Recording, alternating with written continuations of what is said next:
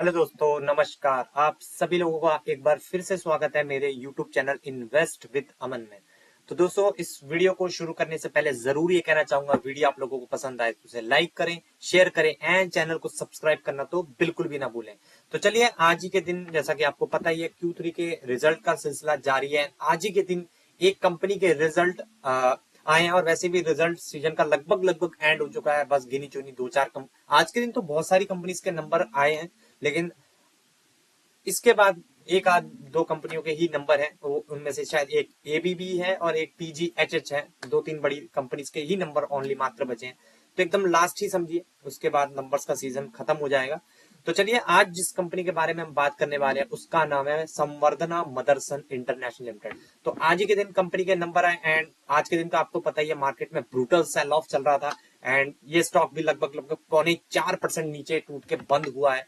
And पिछले एक साल की बात करें तो 9% के रिटर्न है। जितनी भी तेजी थी सब वाइप आउट हो चुकी है। अगर आप टॉप लेवल से देखें तो कंपनी जो है लगभग लगभग 42% यहाँ पे क्रैश हो चुकी है। 6 महीने की बात करें तो यहाँ पे क्लियर कट आपको 32% की डाउनफॉल दिखेगी। ठीक है, एक महीने के में बात करें 13-14%, एक साल की बात करें, 5 साल की बात करें तो 51% के रिटर्न इस कंपनी ने दिया है। तो अंडर परफॉर्मेंस जरूर है, लेकिन अगर आप इस कंपनी का एक मैक्सिमम चार्ट पैटर्न देखेंगे तो आपको ये पता चलेगा कि ये कंपनी जो है इसी तरह से वॉलेटिलिटी बहुत ज्यादा मात्रा में दिखाती है। उसका एक सबसे बड़ा रीजन ये भी है, जो मैं अभी अभी आपको रिजल्ट पढ़ते वक्त बताऊंगा कि सबसे बड़ा रीजन ऐसा क्यों है। ठीक है, तो चलिए, आज ही के दिन कंपनी के नंबर आए एंड मार्केट आवर्स खत्म होने मार्केट आवर्स के बीच में ही ये नंबर्स आए थे, इसलिए इसका रिएक्शन भी हमें देखने लगा और दिखने को मिला और 0.4% ये डाउन हुआ। तो सबसे पहले बात कर लेते हैं कंसोलिडेटेड नंबर्स की इसके। ठीक है, नीचे, हाँ, तो मैं आपको बता रहा था ये कंपनी इतनी वॉलेटाइल क्यों रहती है। तो इसका सबसे बड़ा कारण है, अगर इनकी आप सब्सिडीज देखेंगे तो ये जो कंपनी है पूरे दुनिया भर में है। तो अगर ग्लोबल लेवल पे किसी भी और ऐसा नहीं है कि हर कंट्री में छोटा मोटा बिजनेस, बहुत सारी कंट्रीज में इनका बहुत बड़ा बड़ा बिजनेस है, यानी कि बहुत ही ज्यादा ये वर्ल्ड वाइड डाइवर्सिफाई अपना बिजनेस को करके चलती है। तो इसलिए जैसे कि ट्रम्प, आपको पता है, लगातार टैरिफ्स की बात कर रहे हैं, कभी इस देश पे कभी उस देश पे। अभी बीच में शायद उन्होंने ब्राजील वगैरह पे शायद कहीं पे टैक्स लगाया, तो वहां वहां पे भी जो है संवर्धना का बहुत अच्छा खासा बिजनेस था और उस दिन भी संवर्धना मदरसन काफी बुरी तरह से क्रैक हुआ था। तो आप देख सकते हैं कितनी सारी इसकी सब्सिडरीज है। तो ये कंपनी जो है ना पूरे वर्ल्ड वाइड है। अगर वर्ल्ड के मार्केट में भी अगर कहीं पे भी किसी दो देशों के बीच में भी दिक्कतें आना शुरू हो जाएंगी तो इस कंपनी के ऊपर डायरेक्ट उसका इम्पैक्ट पड़ जाता है, क्योंकि ये वर्ल्ड वाइड काम करती है और वो भी बहुत एग्रेसिवली ये काम करती है। आप देख ही सकते हैं कितने सारे ज्वाइंट वेंचर, कितनी सारी इनकी सब्सिडरीज है। अगर लगभग लगभग आप गिनेंगे तो आप देख सकते हैं 149 से भी ज्यादा है। ठीक है, आप ये देख सकते हैं, एक सेकेंड, यहाँ पे आप देख सकते हैं कुल 279 कंपनीज इनकी सब्सिडरीज है और एसोसिएट्स की बात करें वो भी 2 हैं। ठीक है, एंड उसके बाद आप बात कर सकते हैं यहाँ पे ज्वाइंट वेंचर्स की। तो ज्वाइंट वेंचर्स भी इन्होंने 18 कंपनीज के साथ करके रखा हुआ। तो आप समझ ही सकते हैं कि बहुत ही ज्यादा फैली हुई कंपनी है। तो चलिए, इस कंपनी के कंसोलिडेटेड नंबर्स को ध्यान में देखते हैं कि किस प्रकार के नंबर्स रहे। तो सबसे पहले रेवेन्यू देख लेंगे, सीक्वेंस देख लेते हैं। सबसे पहले दिसंबर 2024, सितंबर 2024, दिसंबर 2023। तो इनकम के फ्रंट की बात कर लेते हैं। सबसे पहले कंपनी ने इनकम कितना कमाया, 27,777 इस बार का। 3 महीने पहले था 28,071, एक साल पहले था 25,697। तो क्लियर कट ईयरली हो इनकम बहुत ही ज्यादा अच्छे तरीके से ग्रो हुई है। क्वार्टरली हल्का सा फ्लैटिश यहाँ पे डाउन देखने को मिल रहा है, वैसे भी क्योंकि आपको पता है ग्लोबल अनसर्टेनिटी बहुत ही ज्यादा चल रही है। एंड आप देख सकते हैं change in inventory of finished goods यहाँ पे ब्रैकेट में यानी कि माइनस हुआ होगा। तो टोटल एक्सपेंसेस की बात करें इस बार के हैं 26,558। 3 महीने पहले थे 27,012 एंड एक साल पहले थे 24,910। तो क्लियर कट ईयरली एक्सपेंसेस बढ़े, क्वार्टरली यहाँ पे डाउन हुए। तो एक्सपेंसेस कंपनी ने कम किए, जो कि एक अच्छी ही बात है। कंपनी ने अगर उनकी सेल्स डाउन हुई तो उसी प्रोपोर्शनेट में उन्होंने अपने एक्सपेंसेस को भी अच्छे से मैनेज वहां पे जरूर किया है। तो प्रॉफिट बिफोर टैक्स की बात कर लेते हैं यहाँ पे। तो इस बार का प्रॉफिट बिफोर टैक्स है 1218। 3 महीने पहले था 1,058 एंड एक साल पहले था 787। तो आप क्लियर कट देख सकते हैं, ईयरली हो या क्वार्टरली हो, कंपनी के प्रॉफिट्स में यहाँ पे शानदार जंप देखने को जरूर मिल रही है। ठीक है। तो उसके बाद कंपनी को टैक्स वगैरह पे करना पड़ेगा, एंड टैक्सेस वगैरह पे करने के बाद जो कंपनी के हाथ में जो प्रॉफिट आए, जो आपको टीवी, न्यूज चैनल, वेबसाइट्स पे अपडेट होते हुए देखने को मिल जाएगा कंसोलिडेटेड बेसिस पे, वो है इस बार कंपनी का 984। 3 महीने पहले था 948 एंड 1 साल पहले था 633।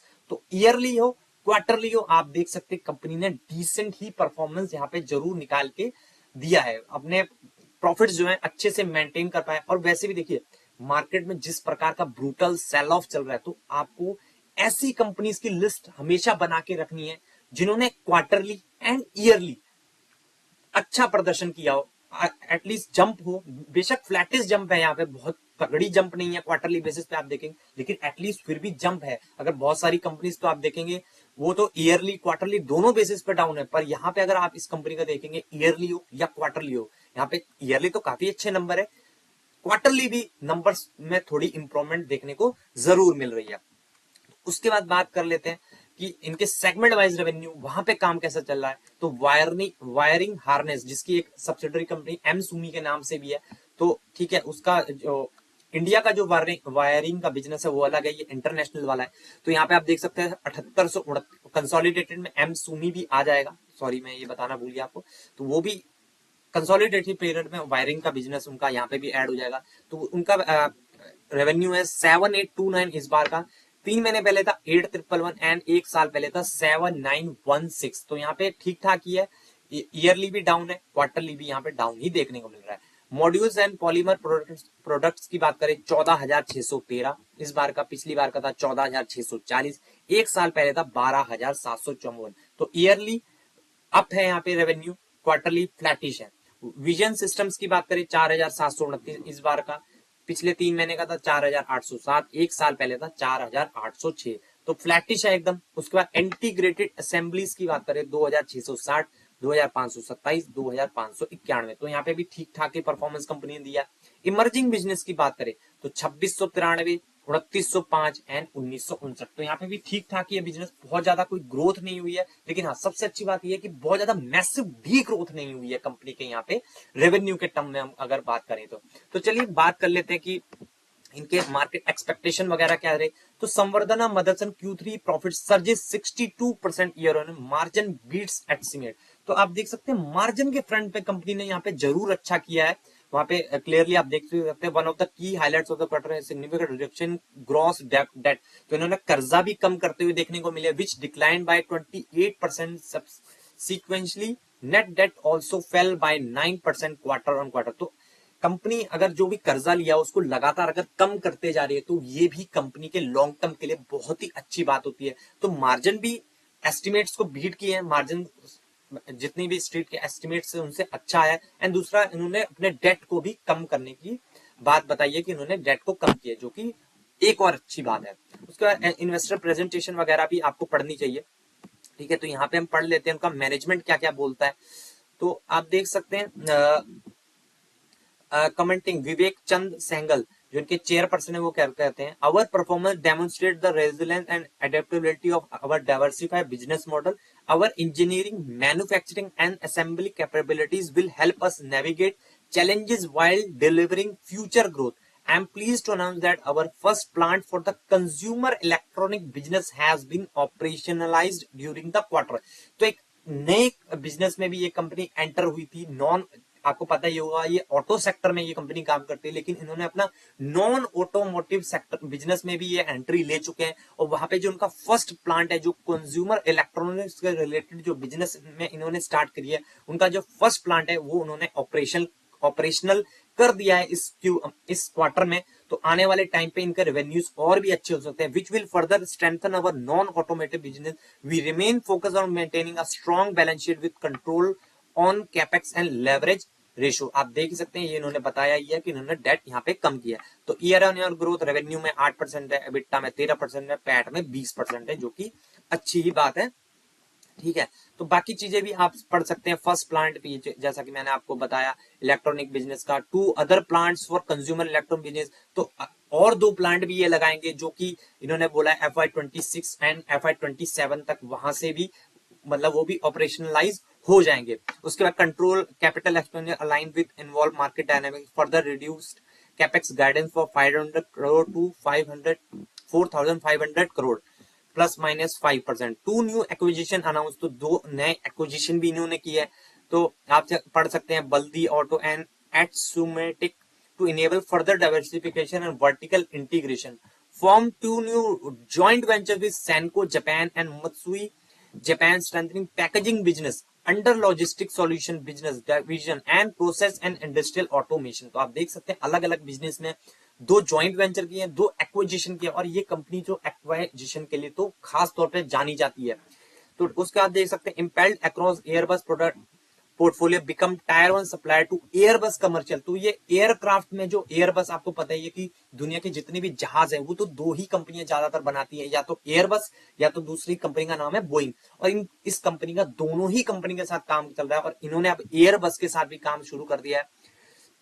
Become a tier 1 supplier to Airbus commercial aircraft, already tier 1 for helicopter and space. तो हेलीकॉप्टर एंड स्पेस के साथ भी इन्होंने एयरबस के साथ ऑलरेडी करके रखा था, अब वो उसमें भी आ चुके हैं। तो बहुत ही अच्छी है ये कंपनी। हाँ, लेकिन इस कंपनी की एक ही प्रॉब्लम है, ये कंपनी जो है बहुत ही ज्यादा वॉलेटाइल रहती है। जैसा कि मैंने आपको वीडियो को शुरू में बताया, वर्ल्ड वाइड ये काम करती है। तो वर्ल्ड में अगर किसी भी देश में कोई भी दिक्कत आ जाती है तो इस कंपनी के रेवेन्यू, इसके प्रॉफिट पे डायरेक्ट इंपैक्ट पड़ ही जाता है। ठीक है, उसके बाद बात करें तो देखिए कंपनी छोटी मोटी नहीं है, ग्रुप भी बहुत बड़ा है, ऐसा बात नहीं है। इतनी पुरानी लिस्टेड कंपनी 1999 के टाइम से, लेकिन वॉलाटाइल रहती है। 88,000 करोड़ का मार्केट कैप है, स्टॉक भी 23 का है, आरओसी भी 13 का है, इंडस्ट्री भी 26 का है। तो ठीक ठाक ही है, बहुत ज्यादा महंगी भी नहीं कहूंगा मैं। पैग रेशियो भी 1.91 का है, प्राइस टू बुक 271, इंडस्ट्री का 3 है। तो ठीक ठाक है, बहुत ज्यादा महंगी भी नहीं है। लेकिन इस कंपनी के साथ बस एक ही प्रॉब्लम रहती है कि वर्ल्ड वाइड बिजनेस होने के कारण वॉलाटाइल बहुत ज्यादा रहती है। एंड पी रेशियो भी देखें तो अपने लोअर एंड पे पहुंच गया है इनका, लगभग मीडियन पी 32 का है, एंड इसका पी 23 का ही चल रहा है। तो कह सकते हैं कि थोड़ा बहुत यहाँ पे जो पिटाई है उसके बाद थोड़ा थोड़ा कूल ऑफ होने के बाद थोड़ा थोड़ा ये कंपनी जो है अच्छे लेवल पे आते हुए देखने को मिल रही है। अगेन इसको डिस्क्लेमर की तरह आप बिल्कुल मत ले लेना कि मैं बोल रहा हूँ अच्छे वैल्यूएशन पे आ रही है, मुझे नहीं पता। देखिए, क्योंकि अगर ट्रंप ने कल को बोल दिया कि हम तो जी टैरिफ सब पे लगाएंगे, तो डायरेक्टली सबसे ज्यादा जो इम्पैक्ट पड़ेगा वो ऐसी ही कंपनीज पे पड़ता है जो वर्ल्ड वाइड बहुत ज्यादा फैली हुई होती है। और संवर्धना उनमें से एक ऐसी कंपनी है जो वर्ल्ड वाइड बहुत ही दमदार बिजनेस करती है। तो इस बात का भी आपको ध्यान रखना पड़ेगा कि ट्रंप की नीतियों का भी इस कंपनी पे डायरेक्टली इम्पैक्ट पड़ेगा। डायरेक्टली हो सकता है वो इंडिया को छोड़ दे, लेकिन और देशों पे करेंगे तो ये कंपनी तो और देशों में भी बहुत ही अच्छा धंधा करती है। तो इस बात का भी आपको ध्यान रखना पड़ेगा। पिछले 4-5 साल के नंबर भी आप देखते हैं तो 1294, 1569, 1182, 1670, 3000, 4000। तो कंपनी अच्छा ही करती है। ऑपरेटिंग मार्जिन भी इनके बढ़ते हुए देखने को मिल रहे हैं। पहले जो 10 के थे, फिर 8 पे आगे थे, 7 पे, फिर 8, फिर दोबारा वो 10 की ट्रेजेक्टरी में ले जाते हुए देखने को मिल रहे हैं। कंपाउंडेड सेल्स ग्रोथ की बात करें पिछले 5 साल की 9, फिर 3 साल की 20, प्रॉफिट की बात करें 12, 39। तो ये नंबर अच्छे ही है, कोई दिक्कत की बात नहीं है यहाँ पे। लेकिन अगेन वॉलेटाइल स्टॉक है, पूरे वर्ल्ड वाइड में फैला हुआ है। अगर ट्रंप का कोई भी डिसीजन आता है टैरिफ से रिलेटेड तो इस कंपनी पे डायरेक्टली इंपैक्ट पड़ सकता है। इस बात का आपको ध्यान रखना चाहिए। उसके बाद शेयर होल्डिंग पैटर्न भी देखें तो डिसेंट शेयर होल्डिंग पैटर्न है। प्रमोटर्स के बाद 58% की हिस्सेदारी है, एफआईएस के बाद 14-14.5% की हिस्सेदारी है, डीआईएस के बाद भी 19-19% की हिस्सेदारी है, पब्लिक के पास भी 8-8% की हिस्सेदारी है। तो चलिए इस वीडियो में इस कंपनी से रिलेटेड जितनी भी बातें इंपॉर्टेंट मुझे लगी, नंबर्स हमने कवर कर लिए। तो कोई भी आपका क्वेश्चन हो तो आप मुझे नीचे कमेंट सेक्शन में जरूर पूछ सकते हैं। और इस वीडियो को यहीं पे एंड कर लेते हैं। एंड अगेन आपको याद दिला दूं, ये किसी भी तरह का बाय सेल या होल्ड का रिकमेंडेशन बिल्कुल भी नहीं है। आपको ये सब चीजें जो है अपने फाइनेंशियल एडवाइजर से पूछने के बाद ही करनी चाहिए। इस वीडियो को आप एजुकेशनल पर्पस के तौर पे देख सकते हैं। तो चलिए मिलते हैं नेक्स्ट वीडियो में, तब तक के लिए बाय बाय।